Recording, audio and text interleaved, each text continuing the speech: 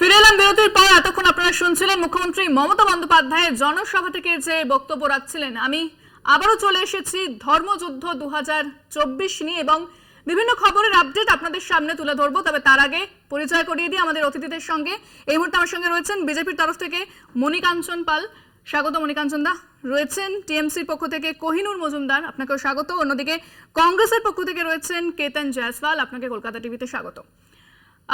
আমরা আলোচনায় আসবো, কথা বলবো, তবে তার আগে এই মুহূর্তে একটি গুরুত্বপূর্ণ খবরের দিকে নজর রাখবো। তা হচ্ছে ডাবগ্রাম ফুলবাড়িতে উত্তেজনা, বিজেপি তৃণমূল কথা কাটাকাটি, বিজেপি বিধায়ককে ঘিরে বিক্ষোভ তৃণমূল কর্মীদের, ভোটারদের প্রভাবিত করার অভিযোগ তৃণমূলের বিরুদ্ধে, বাধা দিলে বিজেপি বিধায়ককে ঘিরে বিক্ষোভ দেখানো হয়, পাল্টা বিক্ষোভ বিজেপি কর্মীদের।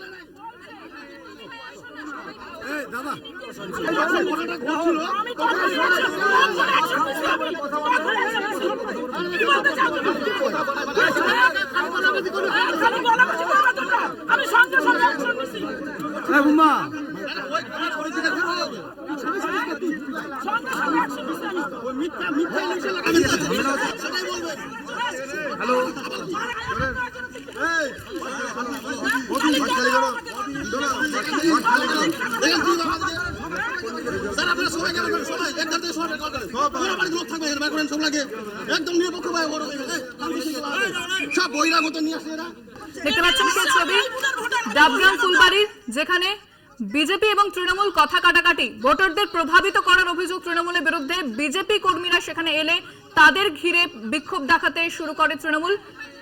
এই ঘটনাকে কেন্দ্র করে উত্তেজনা ডাবগ্রাম ফুলবাড়িতে। এর আগে আমরা দেখেছি কোচবিহারের বেশ কিছু এলাকা থেকে বিক্ষিপ্ত অশান্তির খবর সামনে এসেছে সকাল থেকে। কোথাও অভিযোগ বিজেপির বিরুদ্ধে, কোথাও অভিযোগ তৃণমূলের বিরুদ্ধে। এ ধরনের ঘটনার সামনে আসছে, যেখানে দেখা যাচ্ছে ডাবগ্রাম ফুলবাড়ি ভোটারদের প্রভাবিত করার অভিযোগ, কথা কাটাকাটি বিজেপি এবং তৃণমূলের, বাধা দিলে বিজেপি বিধায়ককে ঘিরে বিক্ষোভ।